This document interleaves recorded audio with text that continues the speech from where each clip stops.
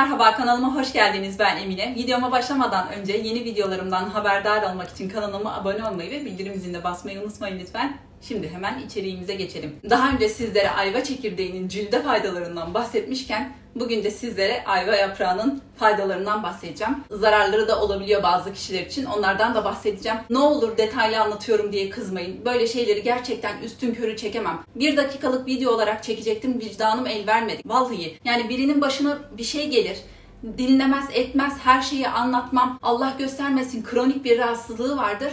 Bu sefer ne olur? Ben sorumluluk sahibi olarak video paylaştığım için benden görüp yapılırsa çok üzülürüm. O yüzden şimdi ayva yaprağı çayı yapacağım sizlerle. Oğlum için yapacağım çünkü bir haftadır çok hasta. Öksürmeye başladığı için ben de böyle durumlarda ayva yaprağı çayı veriyorum. Hazırlarken ben size nelere iyi geldiğini ve kimler için zararlı olabileceğini söyleyeceğim. Hemen başlayalım. Ben bu ayva yaprağının öksürüğe iyi geldiğini ablam sayesinde biliyorum. 30 sene öncesinde hani çocukken falan öksürdüğümüz zaman bize yapıyordu. O da komşusu söylemişti ona. Oradan biliyoruz. Böyle gördüğünüz gibi kurutulmuş ayva yapraklarım var. Yani şimdi Eylül-Ekim aylarında bu ayva yaprakları çıkıyor. O yüzden bronşit rahatsızlığınız varsa gerçekten şimdi oğluma veriyorum. Çok fazla balgamlı öksürüğü olduğu için bu ikinci günde iyice böyle yavaşlattı. Onun öncesinde antibiyotik kullanmak zorunda kaldı. Ateşini düşüremedik çünkü. Ondan dolayı şimdi ilaç bittiği için ben bunu veriyorum. Öksürüğünde fazlasıyla azalma oldu. Şöyle gördüğünüz gibi şimdi ben çocuğa yapacağım için normalde olsa günde 1 fincan, en fazla 2 fincan içilmesi gerekiyor. Fazlası gerçekten zararlı. Yani böyle bir cezvede ilk önce suyu ısıtacağım. Böyle fincanla ayarlayın. Bunu güzelce kaynatın. Demlemek için bunu da aldım. Yani cezvenin içinde de yapabilirsiniz. Bakın. Şöyle yarısına kadar su oldu ya. Buna 4-5 yaprak ayva yaprağı koyacağım. Büyükse 3 tane falan koyacağım. Bakın benim yapraklar böyle kocaman kocaman. Yani kuruduğu halde kırılmamışlar. Şöyle gördüğünüz gibi 3 yaprak ayarladım. Bununla kaynatmanıza gerek yok. Mesela sadece bunu içmiyor. İçmediği zaman ıhlamurun içine böyle 1-2 yaprak atıyorum. Öyle faydası oluyor mu? Az da olsa oluyor. Yani aklınızda bulunsun. Ihlamurun içine de böyle birkaç yaprak atarak o şekilde de öksürüğü varsa çocuğunuzun ya da kendinizin öyle tüketebilirsiniz. Su kaynarken ben size bu ayva yaprağının faydalarından bahsedeyim. Bir de kimler için zararlı onlardan bahsedeyim. Öksürüğe gerçekten yani birkaç güne böyle balgamın sökülmesine yardımcı oluyor. Soğuk algınlığı geçiriyorsanız onu azaltmaya yardımcı oluyor. Bronşit dönemlerinde tüketildiği zaman bronşitin daha hızlı geçmesine yardımcı oluyor. Ağız içinde mesela aftlar oluyor ya, onların giderilmesini sağlıyor.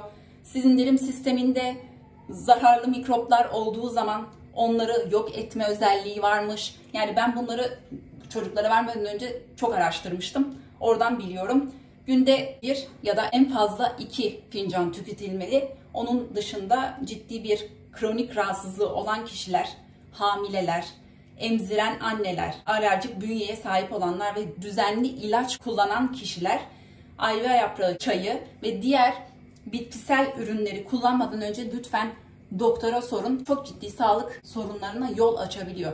Yani bunları gerçekten ben üstünkörü anlatamazdım sizlere. Bu ayva yaprağı çayının birçok daha iyi geldiği şey var. Regl döneminde ağrılı geçirdiğimiz zamanlarda onun azalmasına, iltihap varsa onun atılmasına hamileler için sakıncalı olabilir. Çünkü vücuttaki enfeksiyon ve iltihabı attığı için Allah göstermesin yani sizlere zararlı olur. Doktora sormadan bu tarz şeyleri kullanmayın. Gördüğünüz gibi burada suyum kaynadı.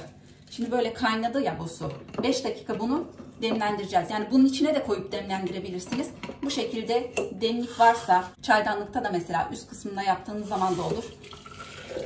Şimdi bunun taze taze tüketilmesi gerekiyor. Çünkü beklemiş olan şeyde fayda olmuyor. Bu 5 dakika boyunca böyle demlenecek. Tatlandırmak için şeker yerine bal koyun. Daha çok böyle o balgamın sökülmesine yardımcı oluyor. Yaptığım ve uyguladığım şekilde hep söylüyorum. Çevremde çok bilmeyen kişi vardı. Bilmeyenler olabilir. O yüzden ben de oğluma yaparken sizlerle de paylaşayım dedim buna. Bu böyle 5 dakika demlenecek. Başka hiçbir şey yapmanıza gerek yok. Gerekli olan 1 fincan su ve fincana göre yapraklar büyükse 3-4 tane ayva yaprağı. Başka da hiçbir şeye gerek yok. Olur da çocuğunuza verirseniz, benim şimdi oğlum 4,5 yaşında. Herhangi bir kronik rahatsızlığı yok. Sürekli ilaç kullanmıyor.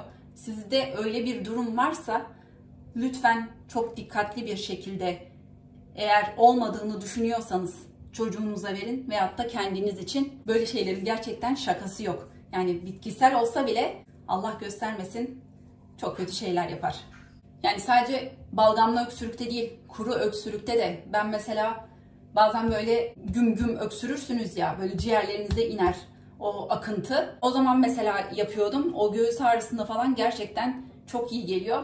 Benim çocukların ikisi de bronşit geçirdiği için onlara çok faydası oldu. Bir daha bronşitleri tekrarlamadı. Yani o şekilde söyleyeyim. Yani dikkat ettiğiniz zaman hiçbir problem olmuyor. Faydası da var. Bazı kişilere zararı da var. Ben oğluma günde 1 kere veriyorum.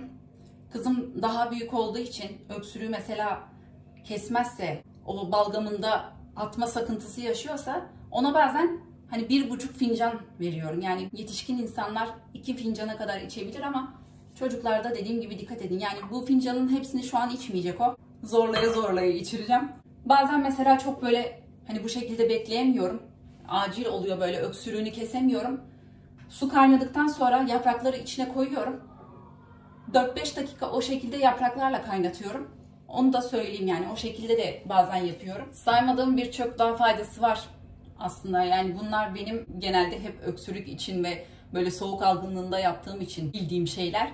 Ayva yaprağı çayını böyle normal araştırdığınız zaman nelere iyi geldiğini gerçekten görebilirsiniz. Çok fazla şeye iyi geliyor. Çok yaptınız diyelim, böyle hani fazla yaptınız. Arka arkaya 2 fincan da içmeyin. Atıyorum öğlen içiyorsanız bir de akşam için, öyle aralıklı olsun. Her şeyin fazlası zarardır. Yani bunun da fazlası zarar. Lütfen onlara gerçekten çok dikkat edin. Bu 5 dakika oldu. Bunu şimdi bu hazır. Soğuduğu zaman oğluma o şekilde vereceğim. İçine de bir tatlı kaşığı kadar bu fincana içebilmesi için bal koyacağım. O şekilde vereceğim ona.